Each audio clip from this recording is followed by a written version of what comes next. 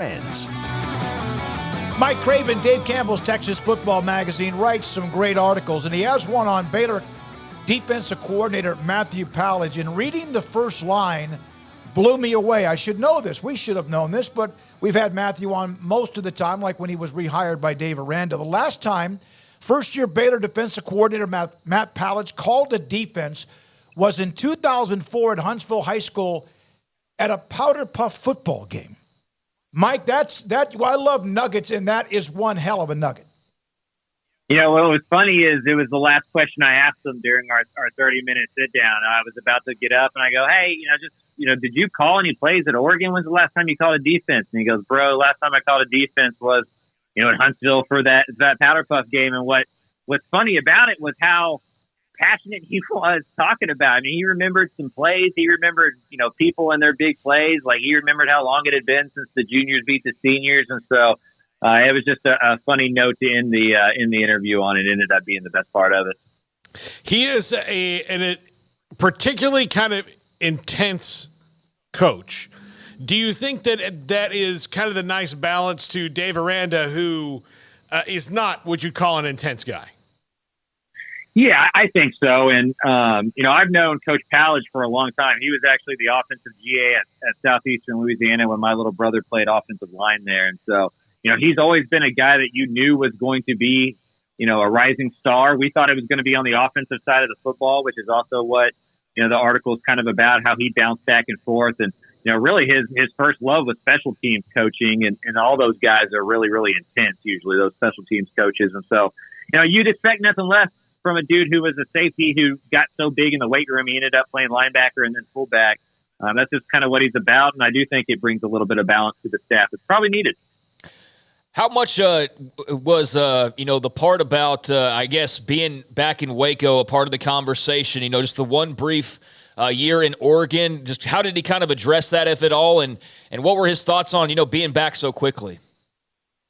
Yeah, I think he was excited to get back. He's a Texan through and through, so being able to coach Power 5 football in the state, for a coach that he really admires. Like, you can tell he really enjoys Dave Aranda and what he's about. They share a similar defensive philosophy, and I think an overall life philosophy, even though that they have different personalities. And so, but also I think that year in Oregon was nice, right? I mean, he worked under another really good defensive coach who's kind of a legend as a defensive coordinator. And so to add kind of another, person to kind of mold yourself under, a role model or whatever, has got to be important. And so I think he's excited to be back. He's excited to call the defense. And I think that year abroad, so to speak, kind of helped, a little bit for sure. So Aranda is in his coaching tree, or vice versa. Willie Fritz also had a little bit to do with Matthew Powledge too, correct? Yeah, Willie Fritz, Casey Keeler, he kind of came through that Sam Houston tree, right? He played there. And so, Fritz was kind of the first, that was his first boss, really. He was a GA, volunteer GA for there at Sam Houston before he moved to Southeastern. And so, yeah, definitely coached for a lot of really good coaches, and definitely a rising star in this industry.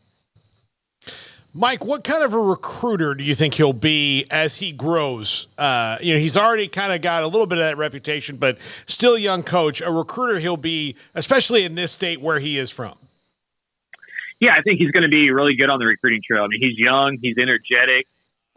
He's one of those guys that likes star players and putting those star players in positions to go make plays. Like, they're going to try to be more 2021 Baylor, where you just kind of let those dudes rip. And you need those guys, right? I don't know if the defense had the horses they needed to run that kind of defense last year, and we kind of saw the mishaps for that. So I think he's going to be a really good recruiter. I think he's going to, aim high, and he's a dude that, you want to go play for.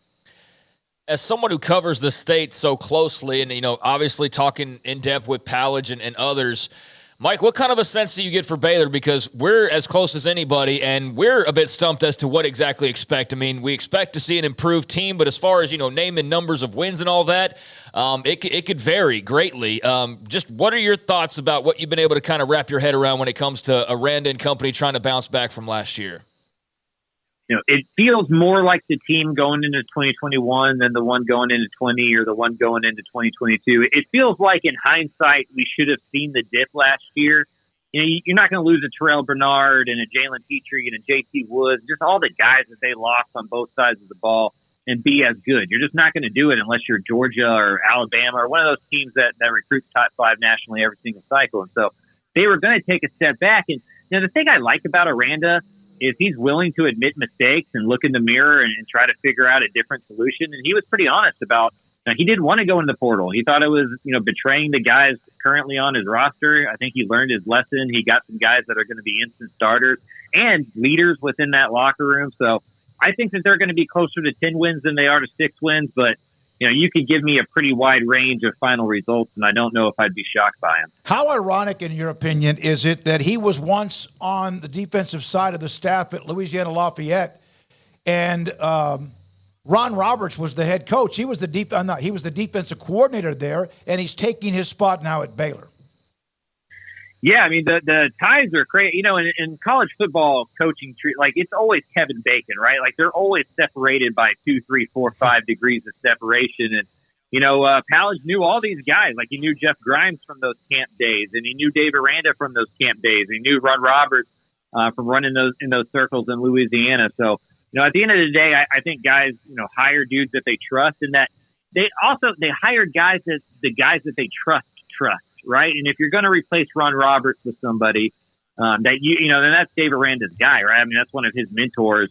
To bring in somebody who's an understudy, who kind of thinks the way that you do and believes in the same kind of stuff that you do, is a natural transgression, I think, or a progression. I mean, Mike, what do you think overall this year? The new Big 12 the new kind of old Big 12, the way it's going to shake out with Texas and OU leaving, Texas being picked to win the league.